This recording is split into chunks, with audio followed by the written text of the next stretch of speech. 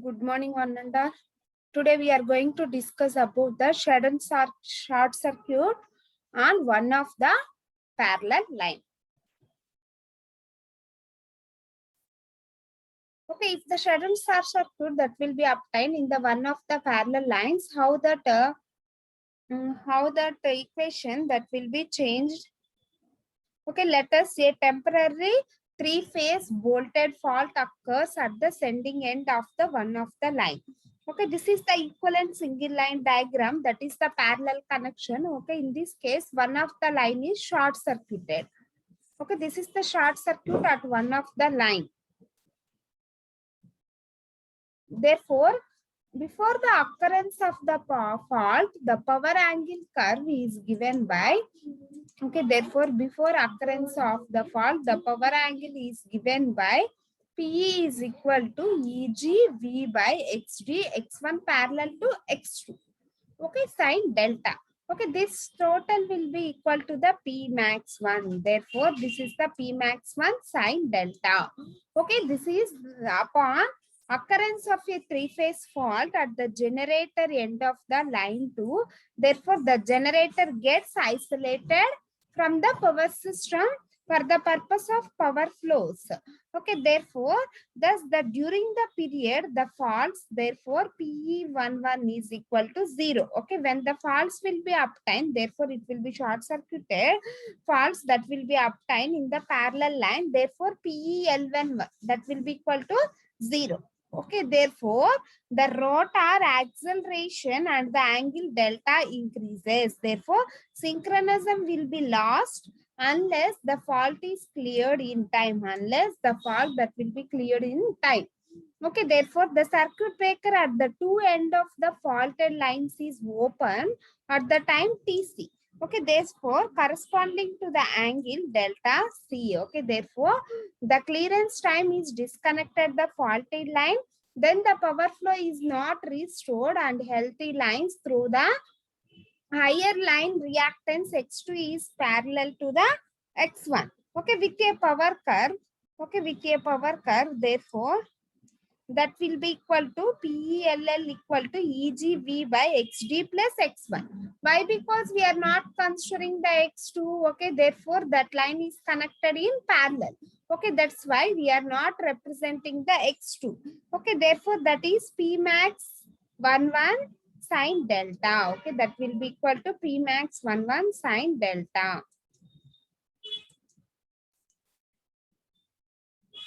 Therefore, it is the equal area criteria, and this is the delta naught and delta C. This is the delta 2 and the delta max. Okay, therefore, this is the PE1 and this is the PE2. This is the pre-fault condition and this is the post-fault condition. Okay, this is the curve for the pre-fault condition and this is the post-fault condition curve. Okay, for this case, the P max is less than the P1 max. Okay, therefore, the rotor now starts the deacceleration. Okay, in this case, the rotor now start the deacceleration. Okay, therefore, the system will be stable if the deacceleration area A2 can be found equal to the accelerating area before the delta reaches the maximum allowable value, that is the delta max.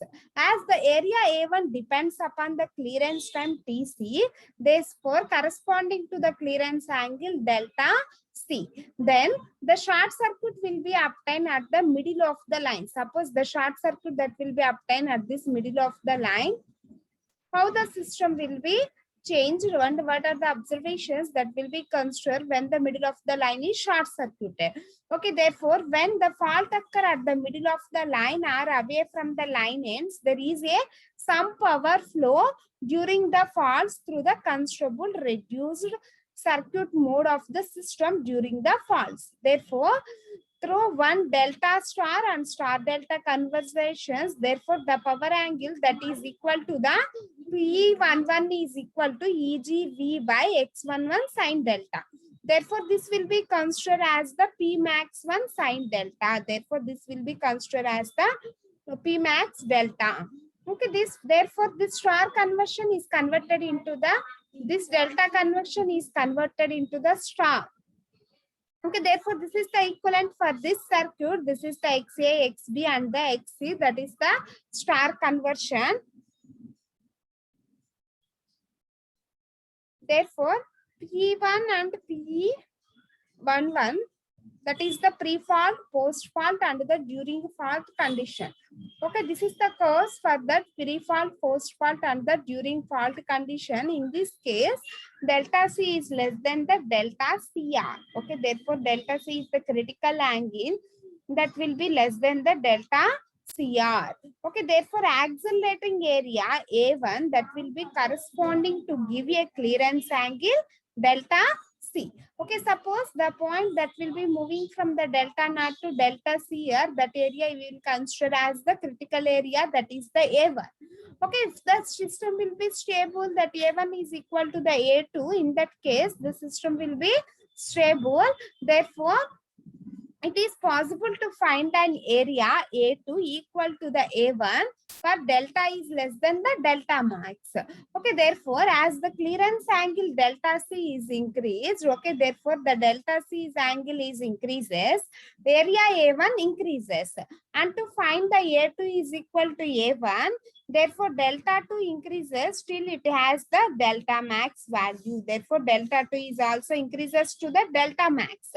Okay, therefore, the area between the delta CR, that is the critical clearance angle to the delta 2 or the delta max, that area is called as the A2 area. Okay, therefore, when we are calculating that areas, that is A1, A2, that will be equal. Okay, and in this case, delta 2 is reached to the delta 1 maximum. When the A1 is equal to the A2 area, in that case, the delta 2 value is equal to the maximum angle. Okay, therefore, apply the equal area criteria of the case of critical clearance angle. That means we are substituting delta naught to delta CR. Delta naught to delta CR. Therefore, Pi minus P max 11 sine delta into d delta. And then we are substituting delta CR to delta max. This is the A2 angle, that is the P1 sine delta minus Pi into d delta, where delta max is equal to, okay, by simplifying this equation and integrating on both sides, then we obtain delta max is equal to the pi minus sine inverse of Pi by P max 2. Okay, therefore, integrating we get, when we are integrating this equation, okay, and then we substitute the delta max value in this equation. Okay, by integrating, that is Pi, d delta means delta plus sine integration cos minus cos. Okay, minus get plus P max cos delta. The limits are delta naught to delta CR. Delta CR plus P max to sine delta is cos delta. Integration is cos delta minus cos delta. Therefore, minus Pi, that will be come this side, then it will be considered as the positive, that is cos delta Pi delta into delta CR to delta max. Okay, normally delta max value is pi minus sine inverse of Pi by P max 2. Okay, or this equation can be written as, we are common the Pi term. In this equation, we are common the Pi term, and then we are calculating the cos delta CR value, that is the critical clearance angle. Okay, cosine of critical clearance angle, then we obtain the equation, that is Pi into delta max minus delta naught minus delta max to cos delta naught plus delta max 3 cos delta max by delta max 3 delta max 2. Okay, by simplifying this equation and then we applying the limits in this equation, then we obtain the cos delta CR, that is the critical clearance angle, cosine of critical clearance angle. Okay, understand?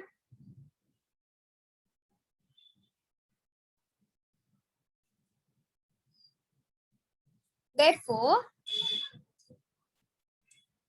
the critical clearance angle is written in the radians. That will be written in the radians, that is cos delta CR. Therefore, that is cos delta CR is equal to, that will be converted into radians, means 5 by 180. Okay, that is 5 by 180 pi into delta max delta naught minus P max to cos delta naught plus P max to cos delta max. Okay, this is the critical clearance angle that will be converted into the radians. Okay, next coming to the problem on the critical clearance angle. Okay, first find the critical clearance angle of the system. Okay, we are connecting the two parallel lines. Suppose the fault will be obtained in the one of the parallel line. Okay, in this case, find the critical clearance angle, that is the delta CR. Okay, for a three-phase fault at a point P.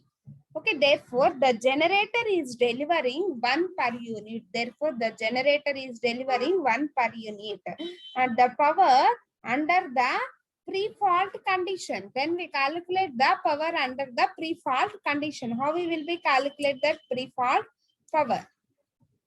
Okay, this is the given circuit diagram, single line diagram. And this is the parallel connection of two lines. Okay, in this case, the fault will be obtained in the one of the parallel line. In one of the parallel line, suppose the fault will be obtained at this point, at the P point. Infinity bus system, therefore V is equal to 1 at an angle of 0 degrees, and this is the real reactance values. Okay, first we calculate the pre-fault operation. Okay, first we calculate the pre-fault operation, that is the transfer reactance between the generator and the infinity bus.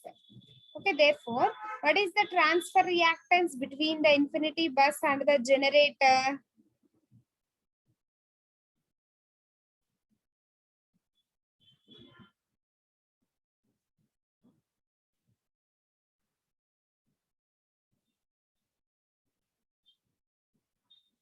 Then we calculate the equivalent reactance. First, we are calculating that equivalent reactance. In this case, 0.15, 0.28, 0.15 are connected in parallel.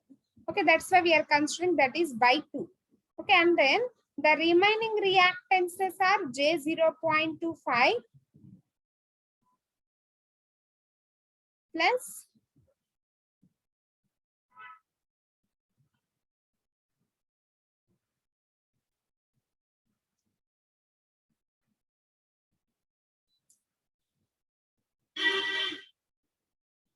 J0.25 plus J0.515. Then we obtain the X1 value and then we calculate the PE1. Okay, what is the value for that PE1? That is Ex1 by X1 sine delta. Okay, that X1 value is 0.71, 1.2 by 0.71 sine delta.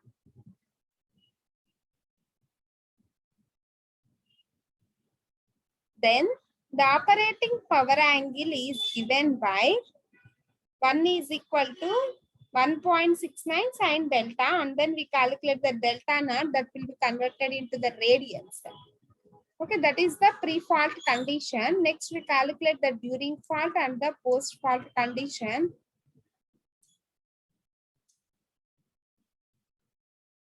This is the positive sequence network reactance diagram for the present system.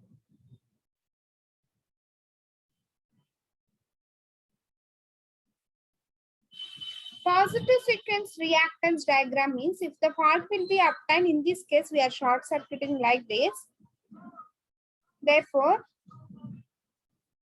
this is the network after the delta converted. This delta connection is converted into the star connection. Therefore, its value is like this.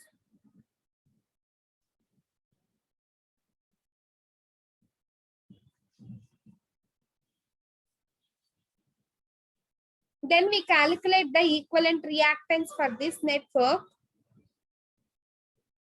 Then we calculate the PE, that is E by X into sine delta. E by X equivalent. Okay, the formula is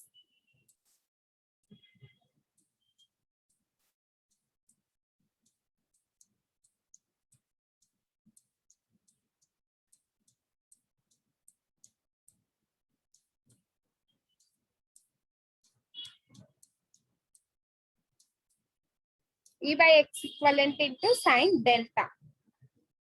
Similarly, we calculate the post-fault condition.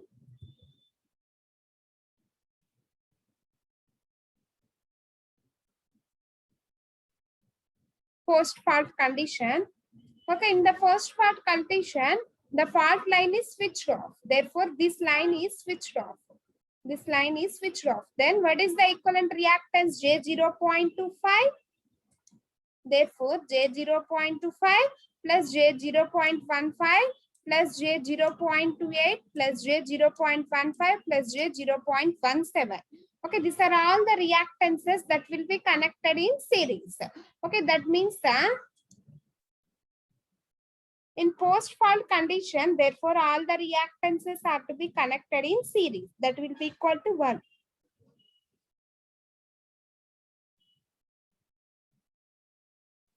Therefore, we calculate the PV value.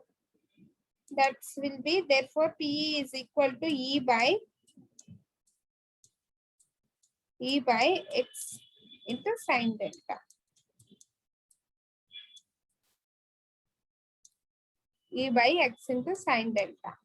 Okay, therefore, after calculating the pre-fault, post-fault and during the fault condition, okay, what is the delta max value? Okay, this is the fixed formula for delta max. That is delta max is equal to pi minus sine inverse of 1 by E. So, pi minus sine inverse of 1 by E. Okay, therefore, find the critical clearance angle, that is A1. A1 is equal to 1 into delta CR minus 6.33 is the equivalent reactance minus delta naught delta CR and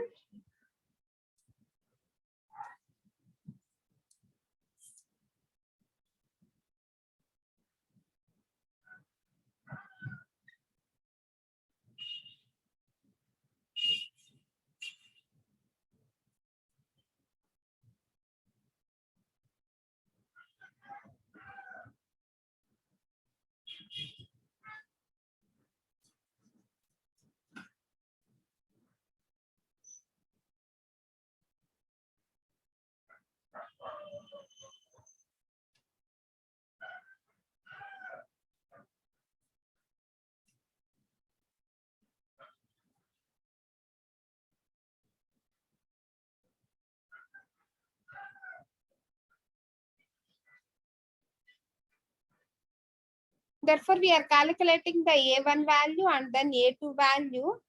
Then by equating these two equations and then we obtain the critical clearance angle, that is the delta CR.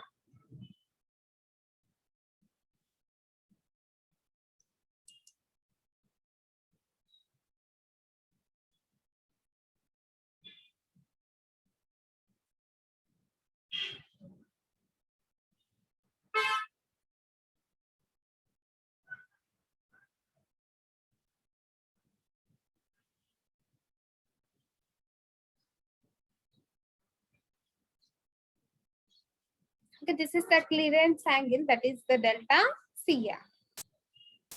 Okay, this is the problem that will be related to the critical clearance angle.